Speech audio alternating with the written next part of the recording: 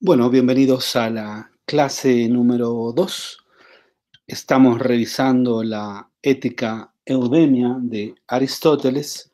Es este libro cuya tapa la tienen en pantalla.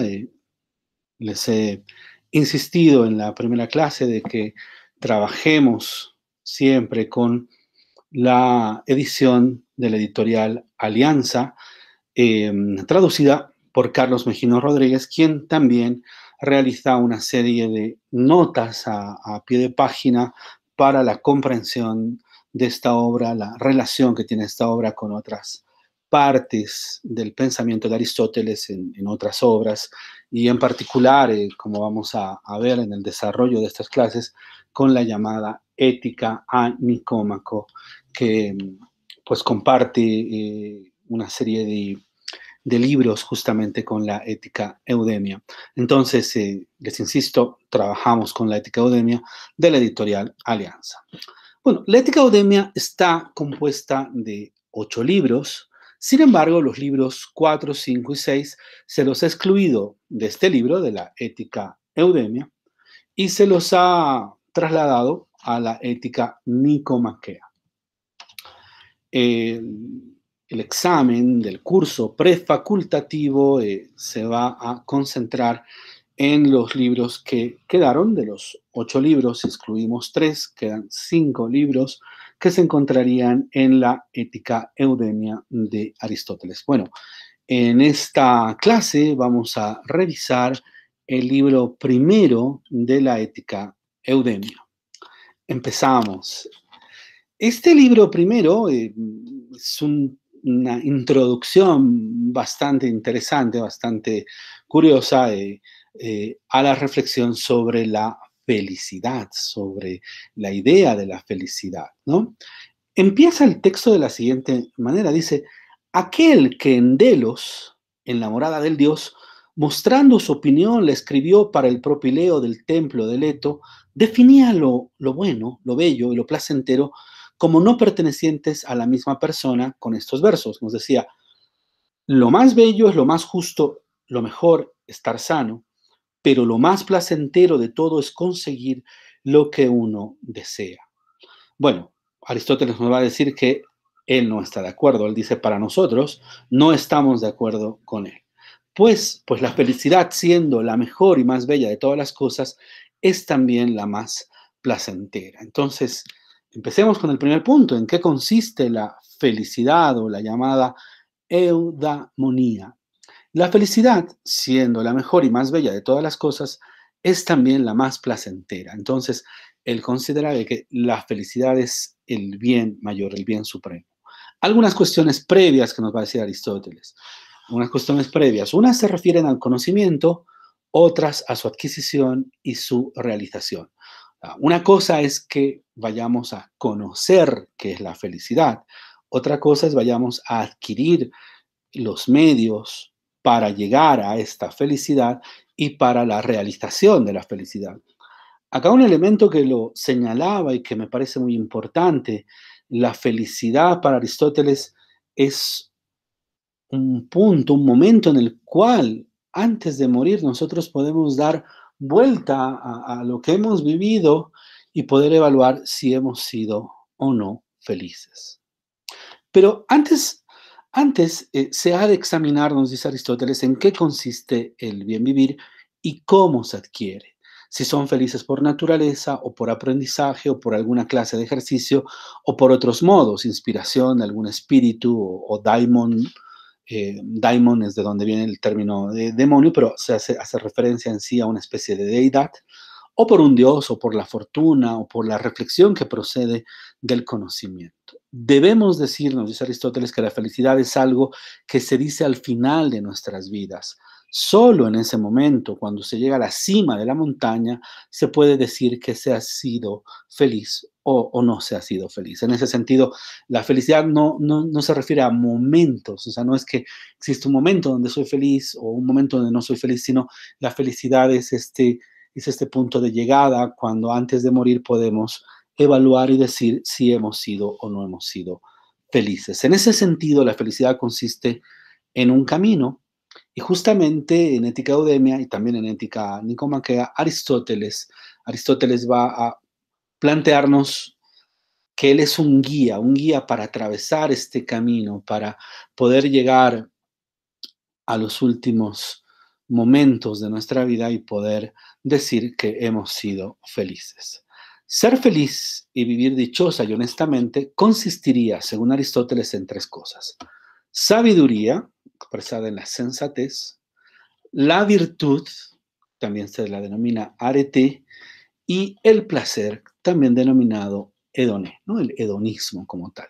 Algunos afirman la primacía de alguna de estas tres, por ejemplo, la primacía de la sabiduría por encima de la virtud, otros la primacía de la virtud, o sea, esta posibilidad de elegir el justo medio, como ya lo vamos a ver, y otros señalan de que, bueno, la vida es feliz si es que hemos tenido placer en la vida. Bueno, justamente de esto va a tratar Aristóteles en este primer libro y en sí, en realidad, en todo el desarrollo de la llamada Ética Eudema. Entonces, algunos van a afirmar la primacía de alguna de estas tres, o de dos, o de las tres a la vez. Veamos el siguiente punto, el carácter y condiciones de la felicidad.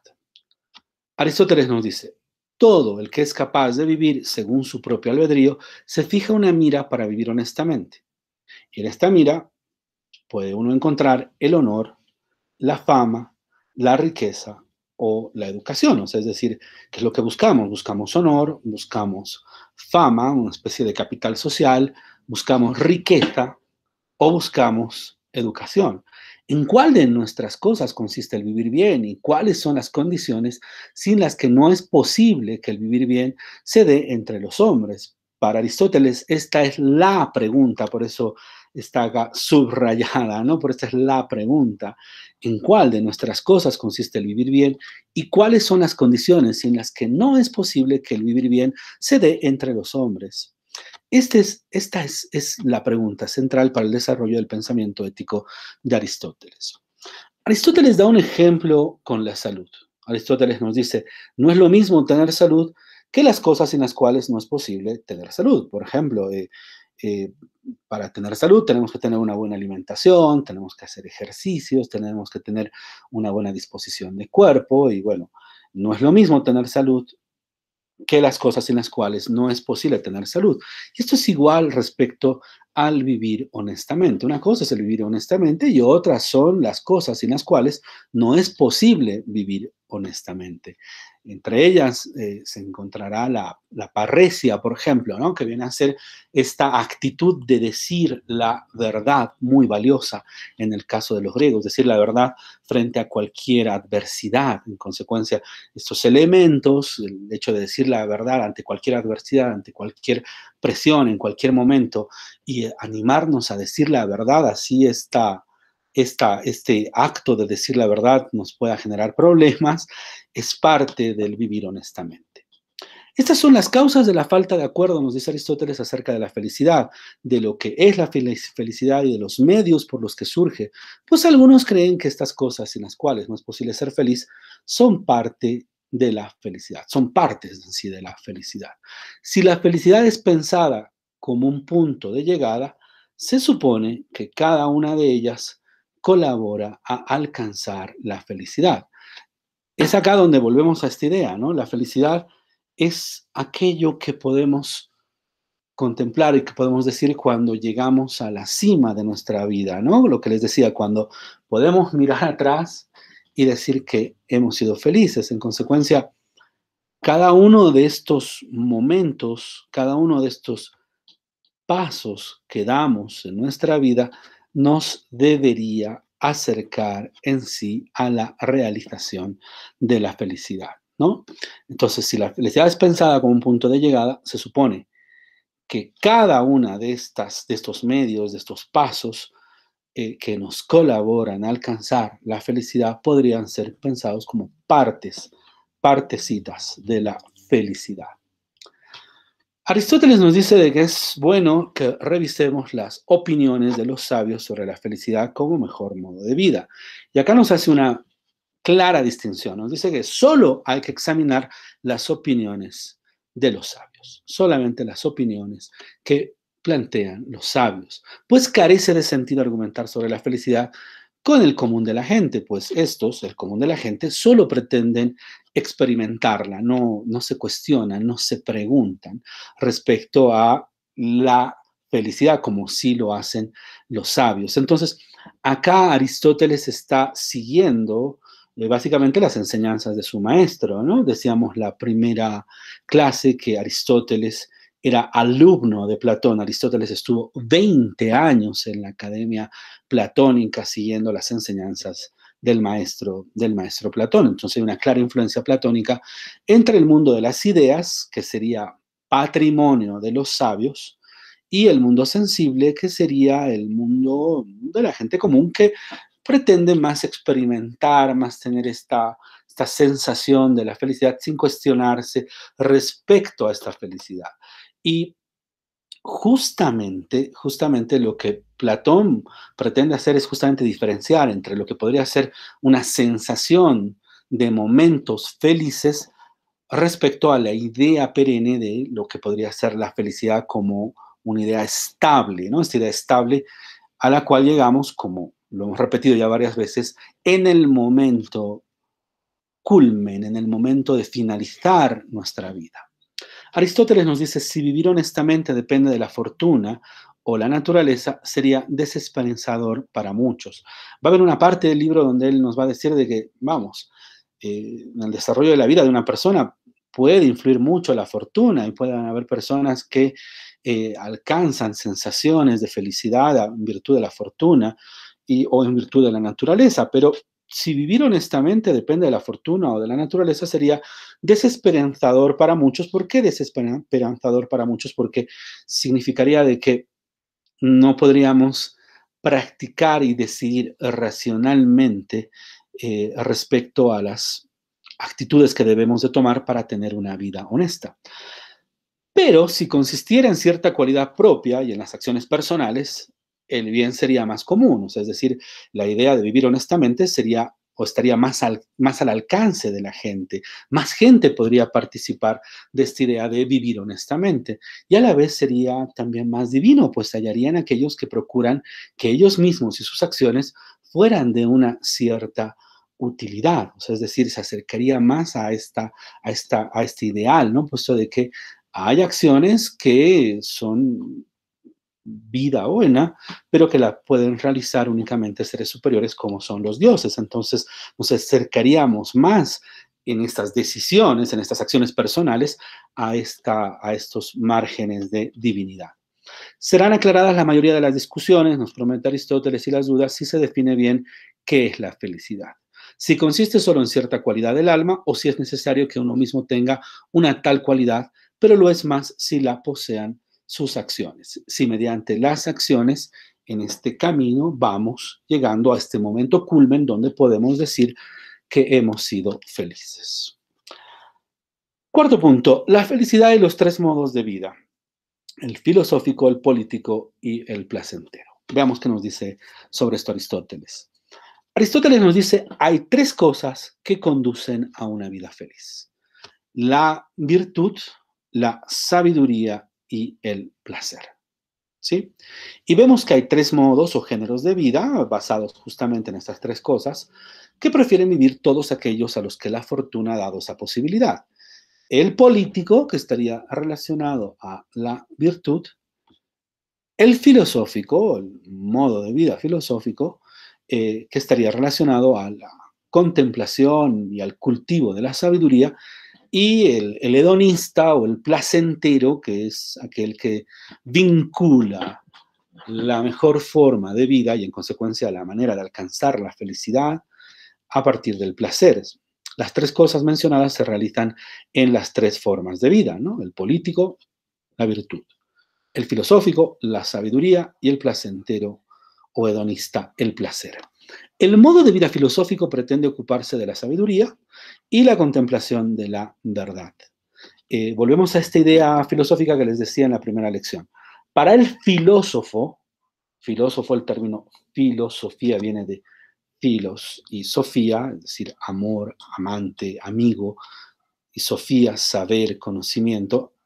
el amigo del saber y del conocimiento. En consecuencia, el hombre sabio es aquel que contempla la verdad, que se eleva a una contemplación de la verdad. Esta vida contemplativa es una vida relativamente privilegiada para Aristóteles. No todos nos podemos dedicar a esta contemplación de la verdad. ¿Por qué? Porque pues, hay necesidades claras que tenemos todos en la vida. Necesitamos trabajar, necesitamos esforzarnos, etcétera. Pero si tuviéramos la fortuna de podernos dedicar en sí a alguna de estas formas de vida, pues el filósofo se dedicaría a la contemplación de la verdad, a esta idea de que la verdad, no sé si recuerdan en la primera clase, les decía, la verdad es como estos libros que están acá atrás en mi librero y que yo puedo tomar ese saber, ese conocimiento y en consecuencia reflexionar, contemplar la verdad como algo que está fuera de mí y que en consecuencia yo puedo atrapar, puedo acariciar como algo que estuviera acá arriba y yo puedo tocarlo, ¿no? Entonces, la vida filosófica, el modo de vida filosófico pretende ocuparse de la sabiduría y la contemplación de la verdad. En cambio, el modo de vida político se refiere a las acciones honestas que proceden de la virtud. Es decir, el político se encarga de tomar decisiones que tienen que ver con acciones honestas respecto a las decisiones que hay en la polis. La idea de lo político viene de polis. Polis es básicamente la vida del ser humano en sociedad, en una organización política, ¿no? La idea de política viene justamente de polis, es una organización estructurada, arreglada, atravesada por normas, que permite a los seres humanos, pues, desarrollar su mejor forma de vida. Y finalmente, el modo de vida placentero es, lógicamente, relacionado a los placeres corporales, ¿no? A la idea de la buena comida, a la idea de las prácticas sexuales, a la idea de toda la sensualidad que ustedes se puedan imaginar y en consecuencia ese sería otro modo de vida. Nótese que lo político, les decía, se refiere a la polis, a la vida en sociedad y acá retorno a una idea que en parte le había mencionado en la anterior clase, ¿no? Para la Grecia antigua, eh, la vida de la Grecia antigua estaba separada en distintas polis. Las polis eran unidades administrativas y políticas, eran las llamadas ciudades-estado. En la Grecia antigua no tenemos la comprensión del Estado, lo que tenemos son ciudades-estado o polis. ¿Y qué era lo que unía en sí a los griegos? Lo que los unía era la religión, compartían la creencia en dioses similares. Digo similares porque las formas de comprender, por ejemplo, a Apolo, las formas de comprender, yo qué sé, por ejemplo, a Zeus variaban de ciudad-estado en ciudad-estado, pero había una especie de un criterio unánime respecto al carácter de los dioses, entonces compartían esta mirada respecto a los dioses. Adicionalmente, los dioses griegos eran podríamos decir, bastante humanos, porque los dioses griegos se movían a veces por la ira, por el rencor, eran vengativos, etcétera, ¿no? Entonces no hay una idealidad del dios así como una especie del todo de perfección, sino los dioses griegos tienen su carácter, podríamos decir. Pero además, ¿qué era lo que unía a las ciudades-estado o polis? Lo que las unía era la lengua. La lengua, el griego, si muy bien se lo pronunciaba y se lo hablaba con acentos distintos, el griego en última instancia era la lengua común y ellos se referían a sí mismos como griegos. En su momento, los atenienses, por ejemplo, plantearon la idea de que no debería de procederse a esclavizarse entre griegos. O sea, es decir, los griegos deberían respetar en sí al hombre griego y no esclavizarlo. Y eso era una especie de reproche sobre todo a Esparta, ¿no? Esparta, en determinado momento, Esparta era una sociedad guerrera, pues hacía guerra y en consecuencia esclavizaba. Entonces, eh, los atenienses reprochaban muchas veces en sí a los espartanos respecto a esta práctica. Entonces, vuelvo a la idea, nótese de que el modo de vida político se refiere a la manera en la cual las personas intervienen, podríamos decir, intervienen mediante la virtud, mediante la decisión de acciones honestas en la vida en sociedad. Bueno, Aristóteles nos dice, Anaxágoras de Clazomenas dice lo siguiente, ninguno de los que tú crees, sino alguien que te parece insólito. ¿A qué se refiere esta pregunta? ¿quiénes son felices? Ninguno de los que tú crees, sino alguien que te parece insólito. En la interpretación de Aristóteles, la respuesta de Anaxágoras, de Clazomenas, debe entenderse de la siguiente manera. Quizá quien vive sin pensar y de forma intachable, con vistas a lo justo, participa de algún modo en la contemplación divina. Ese vendría a ser un bienaventurado, algo que corresponde más a un ser divino. O sea, tal vez aquel que no está preocupado pensando en cómo puedo ser feliz, sino que está viviendo sin pensar en este tema, pero vive de forma intachable, vive básicamente guiado por la virtud, tomando decisiones apropiadas. Posiblemente esta persona que posiblemente no llegue a este grado de cuestionarse cómo llego a tener una vida feliz, sino esta persona que vive de esta manera, que vive, como dice, sin la obsesión de pensar si eso lo va a conducir o no a la felicidad, tal vez esta persona que viva así, pues participa de algún modo en la contemplación divina y pues es bienaventurado. Eh, Ser bienaventurado supone estar más cercano a la divinidad. Vemos el punto quinto, la dificultad de saber qué modo de vida es preferible. Naturaleza de la virtud, es mejor saber de dónde proviene a saber qué es. Saben hacer como el resumen de este quinto parágrafo que ustedes encuentran en el libro primero de la Ética de Eudemia. Bueno, Aristóteles en esta parte se pregunta, ¿cuál de las cosas en las que consiste el vivir es preferible y con cuál uno tendría saciado el deseo si la consiguiera? Aristóteles no responde a esta pregunta, en su lugar argumenta por qué vale la pena vivir. O sea, ¿por qué vivir es algo bueno? ¿Qué nos diferencia a los hombres de las bestias? Es difícil responder a estas preguntas y en su lugar, Aristóteles nos va a dar una serie de ejemplos. Y esto es algo que ustedes se van a encontrar en la Ética Eudemia. La Ética Eudemia, para argumentar algo, Aristóteles da ejemplos y muchas veces parte de una manera negativa para definir algo. O sea, es decir, parte diciéndonos, por ejemplo, que no es una vida que alcanza la felicidad, ¿no? O sea, parte diciéndonos, a ver, pensemos si tener una vida completamente incontinente de placeres, o sea, es decir, sin contenernos frente a los placeres, nos pueda dar en sí un placer exorbitante tener una vida feliz. Y ahí empieza a decirnos, bueno, pero el incontinente no toma decisiones racionales y en última instancia el incontinente puede simple y llanamente dejarse llevar por el placer sin pensar. Entonces, va a ir de forma negativa justamente a partir de estos ejemplos para dar con la idea y con la esencia de lo que intenta explicarnos. Por ejemplo, nos dice en sí Aristóteles Anaxágoras ante la pregunta ¿por qué causa alguien preferiría nacer o no nacer? Anaxágoras responde para contemplar, conocer y comprender el cielo y el orden de todo el universo. Entonces, Anaxágoras nos estaría diciendo que es valiosa la elección de vivir por causa de una cierta clase de conocimiento.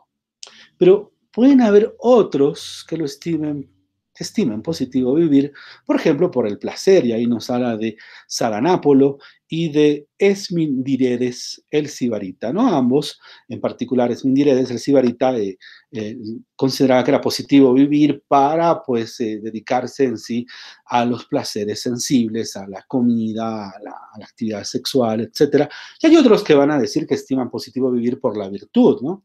Y acá Aristóteles va a reprochar que algunos políticos no son per se, no son en sí políticos, pues no eligen las cosas buenas por sí mismas, sino que adoptan este modo de vida por las riquezas y el provecho individual que puedan obtener. Entonces, para él no son per se políticos. ¿Por qué? Porque no se están preocupando de la polis, de la vida en sociedad, de la vida colectiva, de la vida y de la organización política, que mejor pueda brindar respuestas. Porque el hombre para Aristóteles es un animal político, el hombre precisa de otro hombre para poder vivir, para poder desarrollar su vida cotidiana. En ese sentido, la polis es central en la comprensión del pensamiento político de Aristóteles, pero también del pensamiento ético, ¿no? Entonces, algunos podrían estimar positivo vivir para la contemplación como Anaxágoras, otros podrán pensar que es positivo vivir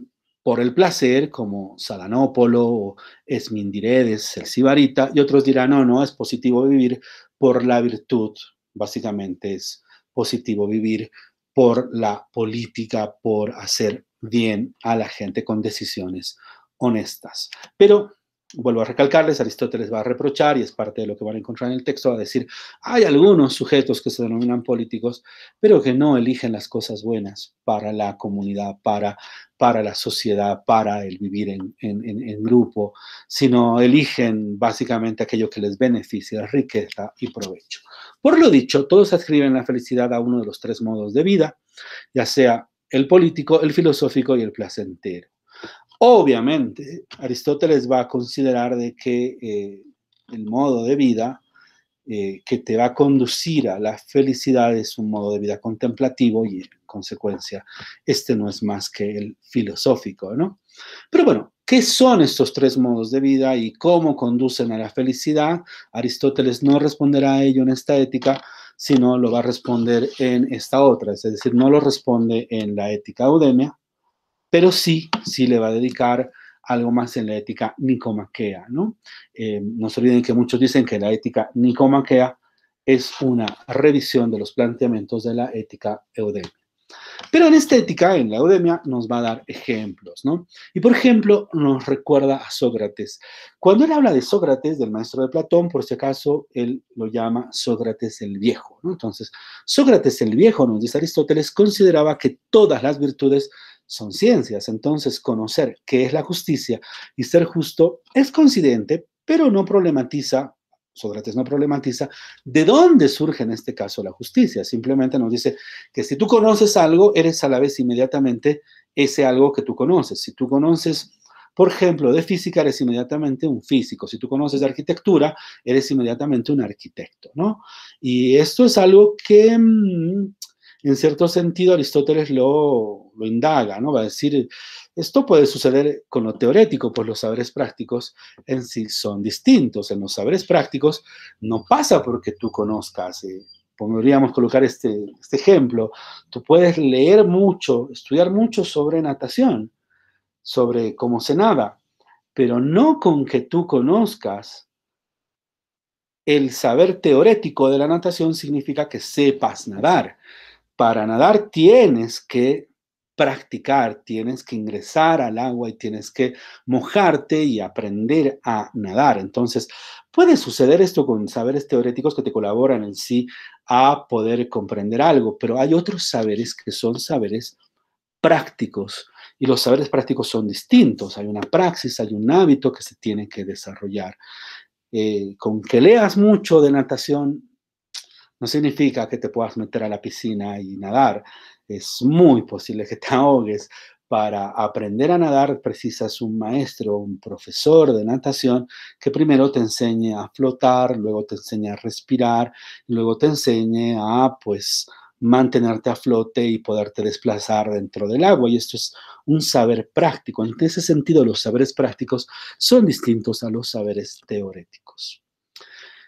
Aristóteles nos va a dar una serie de ejemplos, les decía, ¿no? No solamente va a recordar a Sócrates el Viejo, sino nos va a dar ejemplos con la salud, nos va a decir la salud, su fin es la medicina. Tú puedes leer mucho sobre salud, pero la medicina va a suponer una serie de pasos y de elementos prácticos que te llevan en sí a tener una buena salud. No es solamente un elemento. Lo mismo, la política precisará no solamente de acciones honestas, sino también de una buena legislación. En los saberes prácticos, el fin no es conocer, sino ser. Es decir, no solo consiste en saberlo, sino en estarlo. No es solamente el conocimiento teórico, sino el conocimiento práctico. No es solo conocer, sino ser. No es solo saber, sino estar, sino ponerlo en práctica. Y este elemento es muy importante porque acá Aristóteles está separándose de Sócrates el Viejo y de Platón. ¿Por qué? Porque para estos pensadores, esto lo vamos a ver un poco en esta clase y también en las próximas, tanto para Sócrates como para Platón, el saber y el conocimiento era un dominio de la idea, y la idea era algo que podíamos intelegir, de donde viene inteligencia, ¿no? La inteligencia supone la intelección. ¿Qué es el intelegir? El intelegere es el leer por dentro. Una persona es inteligente en la medida en la cual puede representarse alguna situación. Hay una intelección, ¿no? En ese sentido, la idea sería una cosa que es inteligible. Les doy un ejemplo.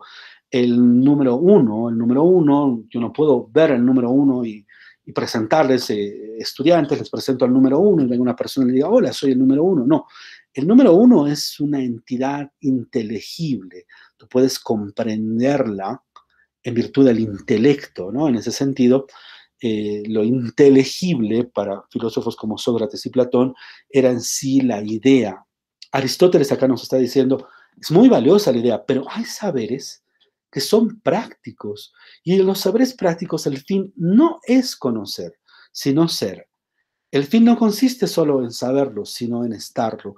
Y me parece que el ejemplo, este es un ejemplo que yo estoy sacando, que es el ejemplo de aprender a nadar, no es un saber teórico, es un saber práctico. Lo mismo conducir un carro. Tú puedes leer mucho respecto a la conducción de un automóvil, de una camioneta, pero no significa que sepas manejar. Para saber manejar un carro necesitas práctica, necesitas hábito como tal. Bueno, en ese sentido, si no pasa por ver o saber lo teórico, ¿cuál es el método a seguir en cuestiones éticas?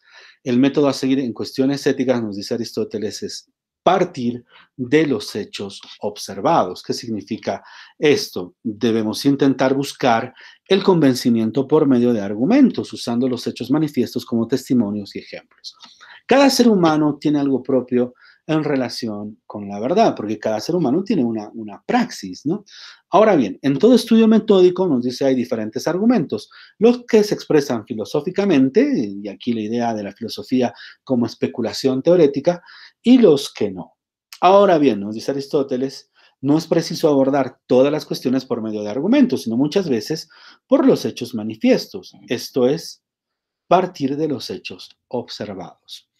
Acá lo que Aristóteles nos está planteando es ir a través de un método inductivo y no deductivo. Es decir, en vez de partir de la idea y deducir desde la idea o desde la teoría la praxis, lo que él nos dice es más bien observemos la praxis para comprender en sí la idea.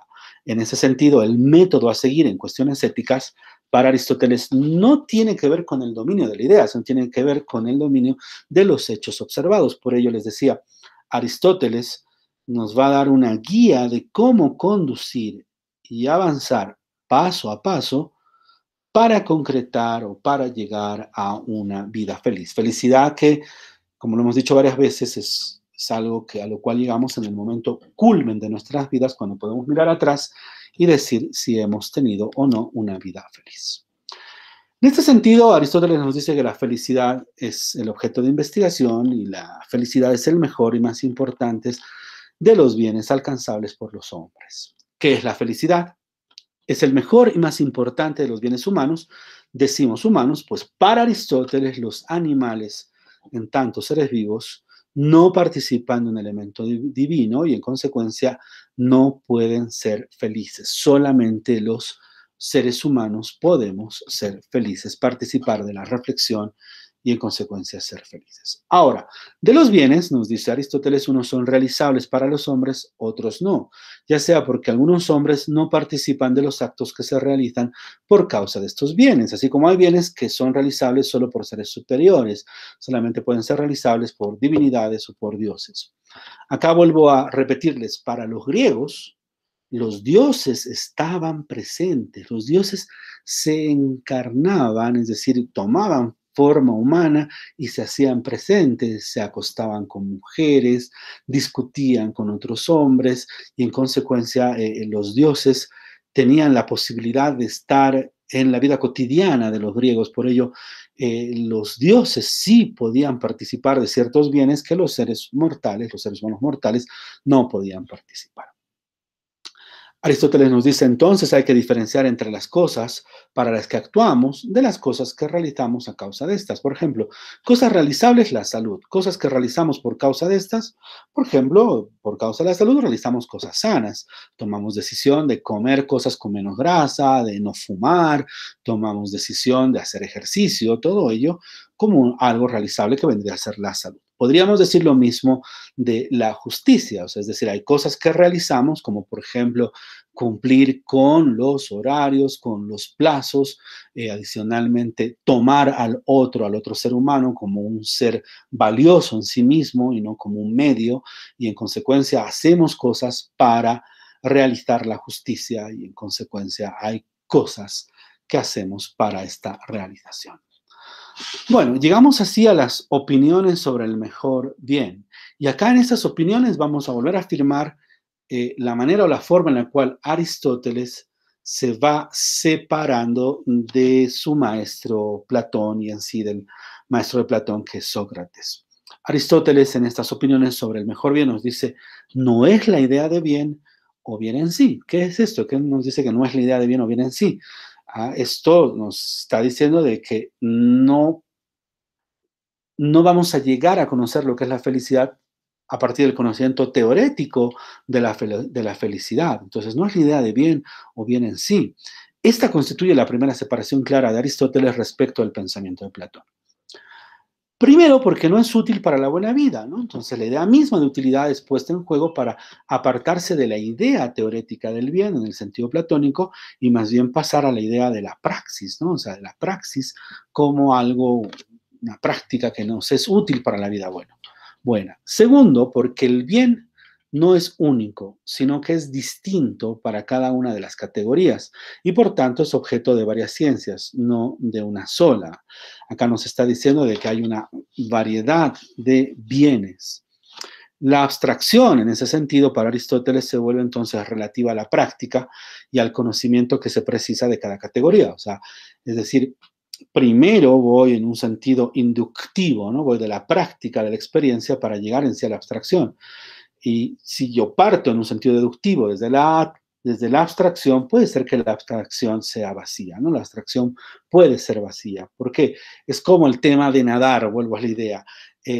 Tú puedes conocer teóricamente cómo se nada, pero ese saber teórico puede ser vacío, porque llegado el momento que te lanzan a la piscina, si tú no sabes nadar, te puedes ahogar con todo tu conocimiento teórico, ¿no? Entonces, tercero, porque el bien no es algo separado, sino lo común a todas las cosas buenas, un retorno crítico a la idea del bien de Platón, o sea, es decir, esta praxis, esta manera de ir del ejemplo a la construcción de la abstracción, hay un retorno crítico allí porque el bien no es algo separado, sino es algo común a todas las cosas buenas. Y cuarto, porque no se puede probar a partir de lo que no se admite que es bueno, como la unidad, lo que sí se admite que lo es, como la salud.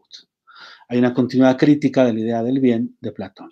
Quinto, porque el bien no es la unidad, ya que no se puede probar que los seres aspiren a un bien único. La praxis muestra que no hay una sola manera de aspirar al bien.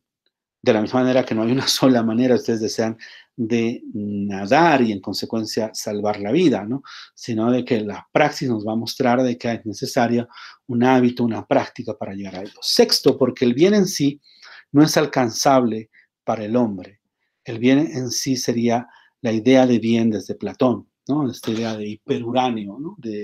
De saber que está en otra parte como tal. Por lo mencionado, el bien no es la idea platónica de bien, sino el fin de las acciones realizables por el hombre. Es el planteamiento crítico de la idea de bien desde Aristóteles. En palabras de Aristóteles, y esto se encuentra en las páginas 73 y 74, y acá lo que vamos a ir haciendo en el desarrollo de estas clases, vamos a leer, en este caso estamos leyendo un pequeño párrafo que está entre las páginas 73 y 74, pero en otros momentos de las clases vamos a ir leyendo páginas enteras porque es necesario, pero bueno, en palabras de Aristóteles nos dice, es evidente que el bien en sí que buscamos no es ni la idea del bien ni el bien común.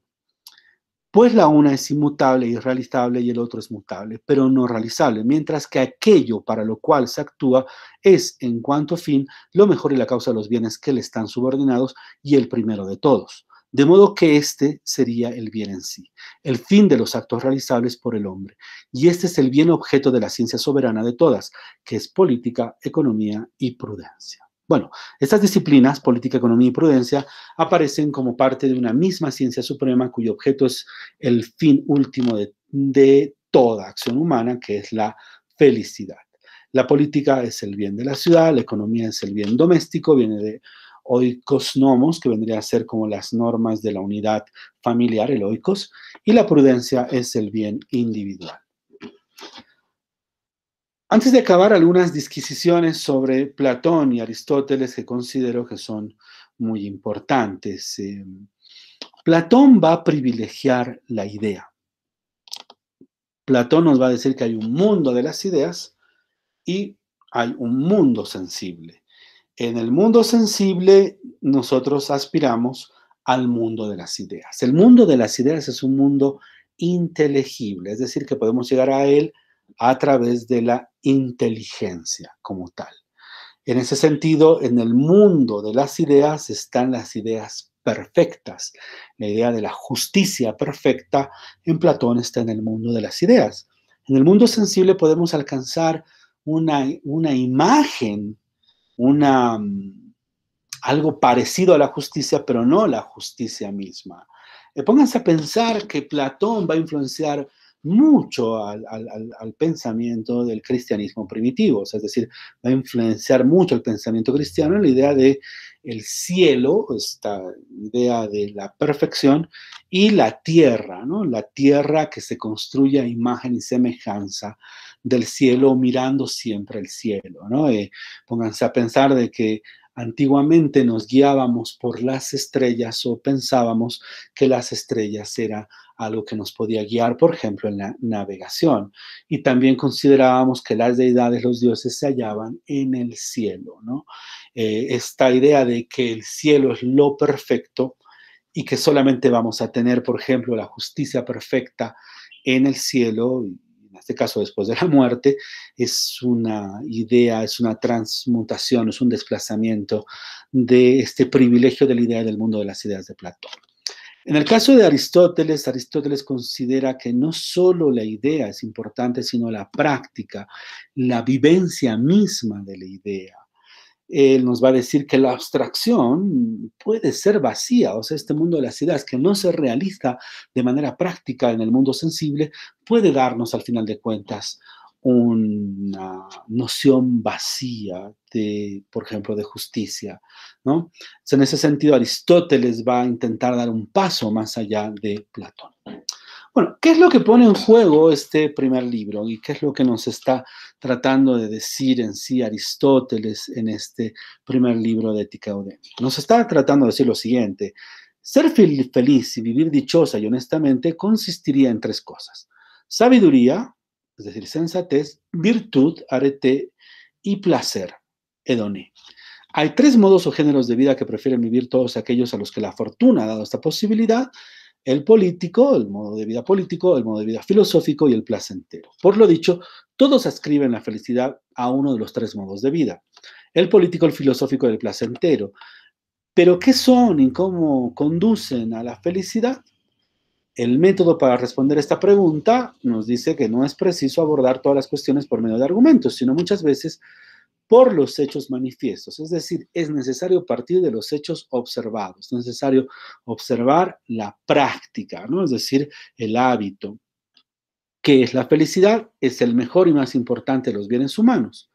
Este bien, que es la felicidad, debe ser realizable, no solo contemplativo, y ello aparta a Aristóteles de la reflexión platónica. O sea, es decir, para Aristóteles no es solamente el conocimiento de la idea, como en el caso de Platón. Es decir, en el caso de Platón, en el mundo de las ideas estaría esta idea de felicidad perfecta, y en el mundo sensible haríamos todo lo posible por alcanzarla, alcanzar algo parecido. No, no, no. Para Aristóteles, este bien, que es la felicidad, debe ser realizable, no solamente contemplativo, y ello justamente aparta a Aristóteles de la reflexión platónica.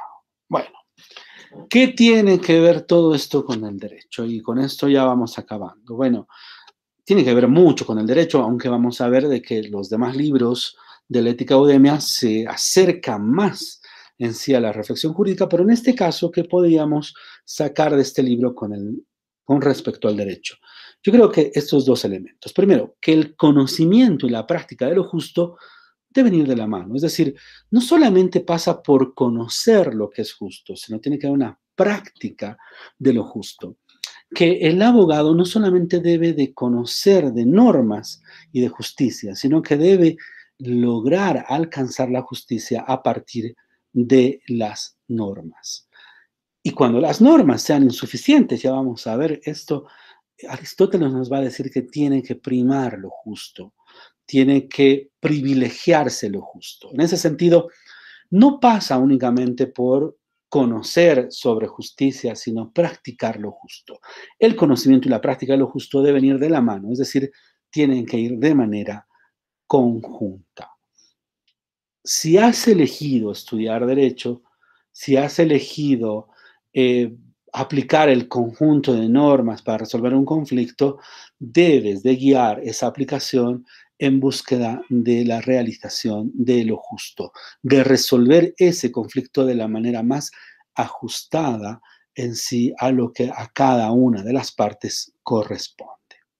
Y esto supone que el derecho es un medio, no es un fin en sí mismo, es un medio para alcanzar la justicia. Y eso nos lleva a otra disciplina cercana a la filosofía del derecho, que es la deontología. La deontología es el estudio de los medios para alcanzar un determinado fin. Es el estudio del deber ser en derecho para alcanzar la realización de la justicia.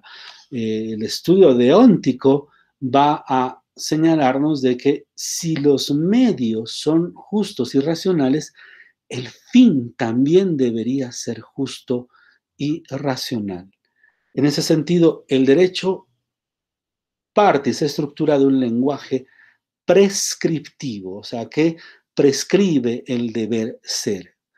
Por ejemplo, nos dice, em, debe de, debe de garantizarse el derecho de defensa de todas las personas en juicio. Si alguien acusa a otro, por ejemplo, de haber cometido un crimen, debe de el que es acusado tener la posibilidad de defenderse, porque si no, bastaría con que nos acusen y todos seríamos culpables. No, no, no. La acusación es un presupuesto y la garantía de la defensa es justamente un deber ser del derecho, ¿no? Y ahí viene este criterio de que uno es inocente hasta que no se demuestre lo contrario, es decir, deben de construir la culpabilidad de una persona.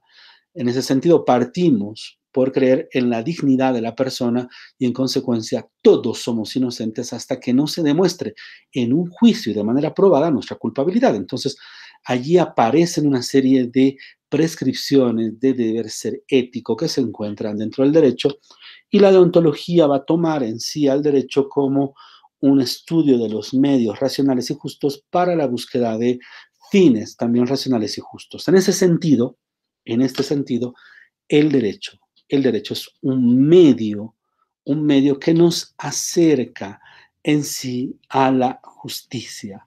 Y si es un medio que nos acerca a la justicia, el conocimiento y el estudio del derecho tiene que llevarnos a un compromiso de que ese conocimiento y ese saber sea llevado a la práctica.